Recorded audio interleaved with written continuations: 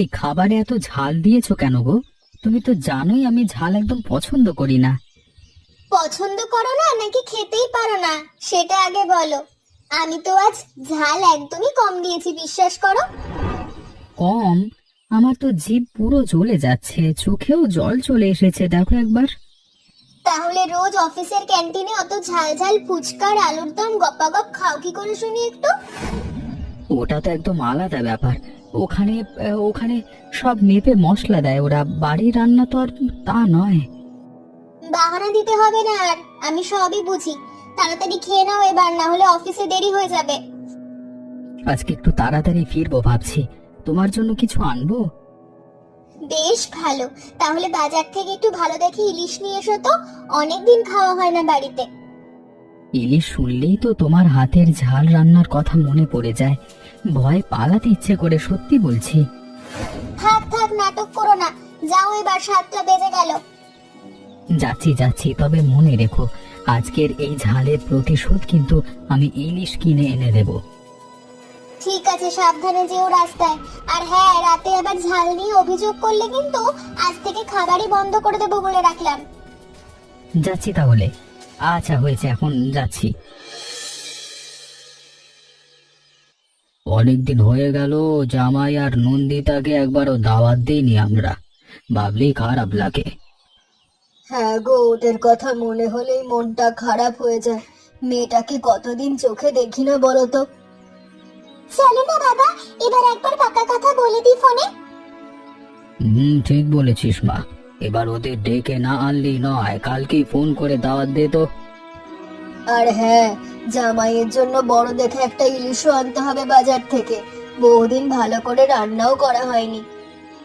সেটা ঠিকই বলেছে মা, জামাই বাবু আবার ইলিশ ছাড়া কিছু বোঝেই না, দিদিও তো তাই বলে। তাহলে ঠিক আছে, কালকে সকালে বাজারে গিয়ে ভালো একটা মাছ দেখে নিয়ে আসবো। হ্যালো দিদি, কেমন আছিস? কতদিন হয়ে গেল, তোর সাথে তো ভালো করে কথাই হয়নি। ভালো আছি রে বোন, তোরা সবাই কেমন আছিস? মা বাবা ঠিক আছে তো সবাই? হ্যাঁ রে, সবাই ভালো আছে, চিন্তা করিস না। শোন, একটা কথা বলার জন্য ফোন করলাম আজ। এবার তোদের দুজনকে কিন্তু আসতে হবে গ্রামে। সত্যি বলছিস? আমারও তো খুব ইচ্ছে করছিল রে বাড়ি যেতে, ভাবছিলাম বলবো তোদের। বাবা বলেছে জামাইবাবুর জন্য বড় ইলিশ আনবো বাজার থেকে। তুই তোর বরকে রাজি করা তাড়াতাড়ি, দেরি করিস না। ঠিক আছে, ও অফিস থেকে ফিরলেই আমি বলছি আজকে। খুশির খবর দিলি তো একদম, আমার তো মনটাই ভালো হয়ে গেল। আজ অঞ্জলি ফোন করেছিল জানো, বাড়িতে সবাই আমাদের দাওয়াত দিয়েছে এবার। তাই নাকি? বাহ, দারুণ খবর তো। অনেকদিন গ্রামে যাওয়া হয় না, যেতে খুব ইচ্ছে করছে, সত্যি বলছি। তাহলে কবে যাওয়া যায় বলো তো একটু? অফিসে গিয়ে আগে ছুটির জন্য বলতে হবে, বস রাজি হলেই বেরিয়ে পড়বো দুজনে। তাড়াতাড়ি বলো কিন্তু, কালকে সকালেই। কালই সবার আগে বলবো, চিন্তা করো না তুমি এত। পেয়ে গেছি গো, কালকে সকালেই রওনা দেবো আমরা দুজনে। সত্যি? তাহলে আজ রাতেই ব্যাগটা গুছিয়ে ফেলি, দেরি করে লাভ নেই। হ্যাঁ, আর মায়ের জন্য একটা শাড়িও কিনে নিয়ে যাব ভাবছি, কি বলো? হ্যাঁ, খুব ভালো হবে, বাবার জন্য কিছু একটা নিও, খালি হাতে যাওয়াটা ঠিক হবে না। চিন্তা করো না, সব ঠিক হয়ে যাবে। তোমার বোনের জন্য একটা কিছু নেব, চলো। দেখো তো, কতদিন পর যাচ্ছি, মনটাই ভালো হয়ে যাচ্ছে সকাল থেকে। আমারও তাই মনে হচ্ছে, মনে হচ্ছে যেন অনেক বছর পর যাচ্ছি বাড়ি। চলো তাড়াতাড়ি ঘুমিয়ে পড়ি, কাল সকালে তো আবার অনেক লম্বা পথ পাড়ি দিতে হবে। ও বৌদি, শুনলাম নাকি তোমার জামাই আসছে কাল? আহা গো, কতদিন পর, বলতে বলতে আমার বুকটা ধড়ফড় করছে। হ্যাঁ গো রেনু, কাল সকালেই আসবে জামাই মেয়ে দুজনে। ভালোই তো, অনেক দিন পর আসছে তাহলে। তবে একটা কথা শুনেছি, সত্যি মিথ্যে জানি না, তবে কানে এসেছে যে তাতে মাথা তো ঘুরে যাওয়ার জোগাড়। কি কথা আবার বলো না শুনি।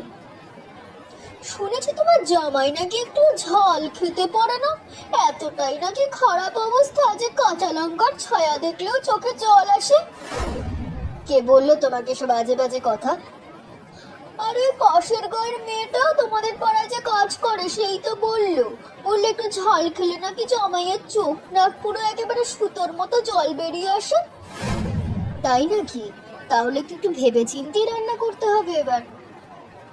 ওই মেয়েটা তো এটাই বললো, জামাই নাকি একবার বিয়ে বাড়িতে সামান্য জাল খেয়ে জলের গ্লাস পুরো শেষ করে ফেলেছিল, তারপর নাকি আবার বরফও চেয়েছিল। এসব শুনলে তো মনে হয় আমার টিকিট কেটে সিনেমা দেখতে ইচ্ছে করে। আমি বলি কি, এবার একটু ঝাল দিয়েই রেধো, দেখি জামাই কেমন সামলায় ব্যাপারটা। এত বছরের গ্রাম থেকে আমি তো কখনো এমন ঘটনা নিজের চোখে দেখিনি। আজ একটা লাইভ শো দেখার সুযোগ কেন হাতছাড়া করবো বলো তো?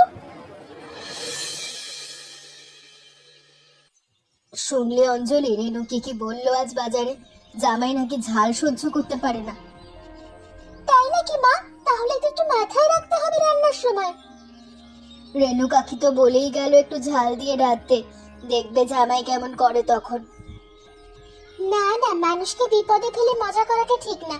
তবে একটু কৌতূহল তো হচ্ছে আমার, সত্যি কি জামাইবাবু ঝাল খেতে পারে না? দিদিও তো এসব বলেনি ফোনে, অদ্ভুত না ব্যাপারটা। রেনু কাকির কথায় তো মাথা দিও না তোমা।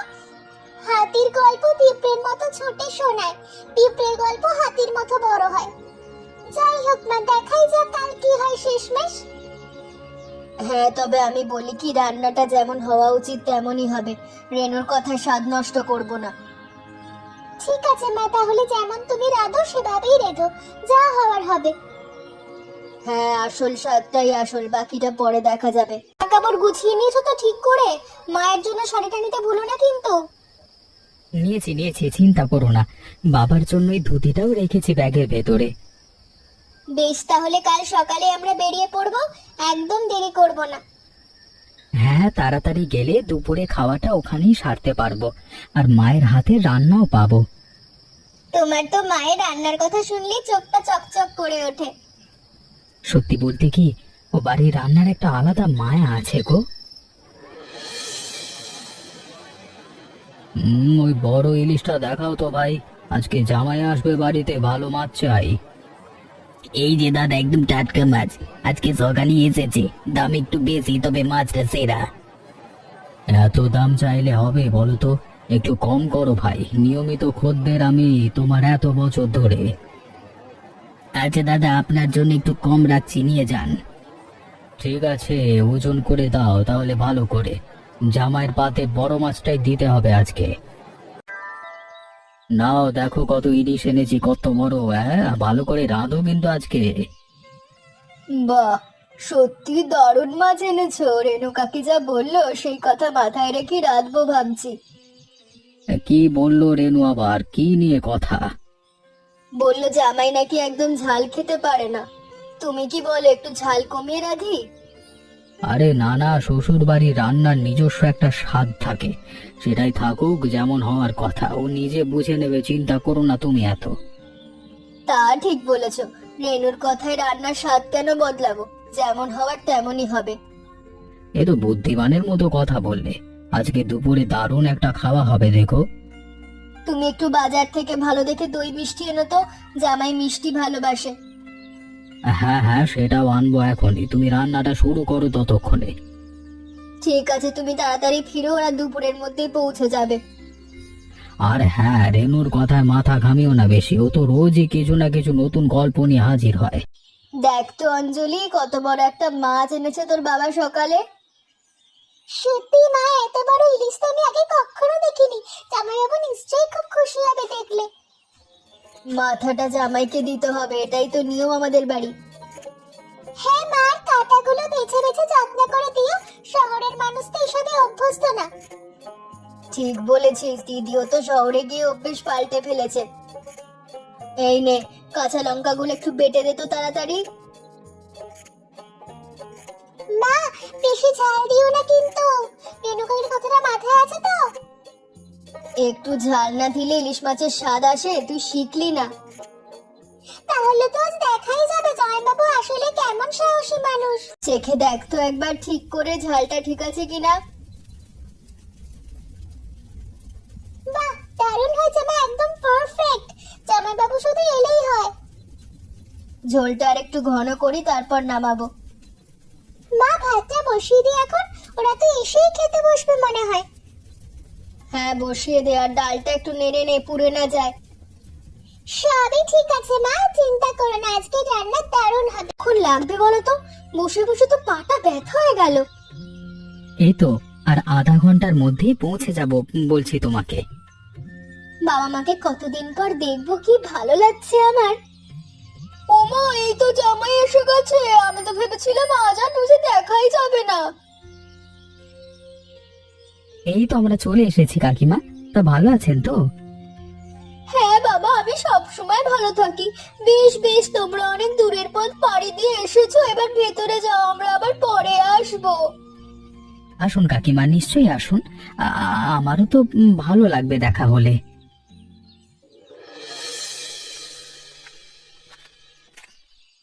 এসো এসো বাবা, ভেতরে এসো তোমরা, পথে কষ্ট হয়নি তো খুব? না বাবা, ভালোই আছি আমরা। আপনারা সবাই কেমন আছেন বলুন? আমরা ভালো আছি বাবা, তোমরা এলে সব ভালো লাগে। এসো ভেতরে, কতদিন পর এলি। মা, তোমাকে আর বাবাকে দেখেছি, কি ভালো লাগছে। চলো দিদি, ভেতরে চলো, তোদের জন্য অনেক গল্প জমা আছে, বলবে একটু পরে। হ্যাঁ হ্যাঁ, আগে ভেতরে চলো সবাই। মানে বাইরে দাঁড়িয়ে থাকলে তো বুঝতেই পারছো অসুবিধা হবে। জামাই বাবু, আপনি ফ্রেশ হয়ে নিন তাড়াতাড়ি, অনেকটা জার্নি করে এসেছেন, খিদেও পেয়েছে নিশ্চয়ই। হ্যাঁ রে, খিদে তো সত্যিই পেয়েছে, খুব সকাল থেকে তো কিছু খাইনি ভালো করে। আজ একটু বিশেষ রান্না হয়েছে, দেখি জামাইবাবু কেমন উপভোগ করেন রান্নাটা। চলো তাহলে, আর দেরি করে লাভ নেই, খিদেও পেয়ে গেছে। জামাইবাবু, এই নিন, মাছের মাথাটা আপনার জন্যই রাখা হয়েছে। বাহ, দারুণ তো দেখতে। মায়ের হাতে রান্না মানেই তো অন্যরকম একটা স্বাদ। খেয়ে দেখো বাবা, কেমন হয়েছে আজকে রান্না, তারপর বলবে। হ্যাঁ বাবা, আমাদের গ্রামের ইলিশ কিন্তু শহরের চেয়ে একদমই আলাদা স্বাদের, বুঝবে, খেলেই বুঝবে। জামাইবাবু, তাড়াতাড়ি শুরু করুন, আমরা সবাই আপনার প্রতিক্রিয়া দেখার জন্য উদগ্রীব হয়ে আছি।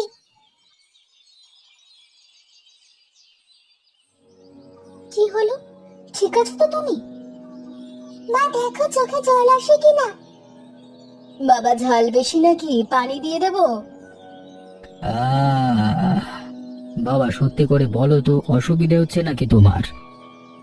কি হলো জামাইবাবু, ভালো লাগছে না, ঝাল বেশি আছে? আমি পানি নিয়ে আসি, বরং দেরি করে লাভ নেই। আরে এ তো দারুণ হয়েছে মা, এত সুন্দর ঝাল ইলিশ আমি অনেক দিন খাইনি, সত্যি বলছি। তুমি না ঝাল খেতে পারো না, এই তো দিব্যি খাচ্ছ, ব্যাপারটা কি বলো তো? আসল কথাটা কি জানো, আমি ঝাল খেতে পারি 16 আনা, শুধু তোমার সাথে রোজ একটু মজা করি বাড়িতে। সে কি বাবা, তাহলে এতদিন ধরে আমার মেয়েটাকে এভাবে জ্বালালে কেন? ওর মুখের ওই রাগি রাগি ভাবটা দেখতেই তো এত মজা লাগে আমার, মা, বলে বোঝাতে পারবো না। তার মানে আমাদের মেয়েকে তুমি সেধে সেধে রোজ রাগাও, তাহলে ভারী দুষ্টু তো তুমি। তাহলে তো আপনি একদম অভিনয় মাস্টার, আমাদেরকে বোকা বানিয়ে দিলেন। ও মাগো, তার মানে এই রটনাটা তাহলে মিথ্যে ছিল? সারা বাজার এই খবর নিয়ে বেড়ালাম, আর এদিকে জামাইতে দেখি আস্ত নাট্যকর বেরিয়ে পড়লো। বাজারে এবার নিজেই ধরা পড়লেন তো হাতে নাতে। যাকগে বাবা, জামাই খেতে পারে, ভালো কথা। রেনু, তুমিও বসে যাও না, আজ একসাথে খাওয়া হোক আজকের দিনটা। তাই নাকি বৌদি, তাহলে তো ভালোই হয়, বসছি তাহলে। তবে সাবধান, আজ আমিও একটু ঝাল দিয়ে খাবো, দেখি সহ্য শক্তি পরীক্ষা করে। তোমাকে আমি পরে বাড়িতে গিয়ে বুঝে নেব ঠিক মতো। সে তো নেবে জানি, তবে আজকে তো সত্যিটা বেরিয়েই গেল। বাবা, তুমি তো আমাদের জব্বর মজা দেখালে আজকে দুপুরে, ভুলবো না এটা কোনোদিন। বাবা, আসলে নন্দিতার হাতের রান্নাও খুব ভালো, তবে ওকে একটু জ্বালাতে ভালো লাগে আমার রোজ। মেয়েটা তাহলে এতদিন শুধু শুধু চিন্তা করতো তোমার কথা ভেবে, বেচারি। হ্যাঁ গো মা, রোজ ভাবতাম রান্না করলে একটু ভালো লাগবে, আর পুরোই নাটক করতো। দিদি, তুই তো একেবারে পোকা বনে গেলি রে। থাক থাক, তোরাও তো কম না, রেণু কাকির কথা তো দুজনেই নেচেছিস তোরা। ঠিক বলেছিস মা, আজকের দিনটা সত্যি খুব আনন্দে কাটলো।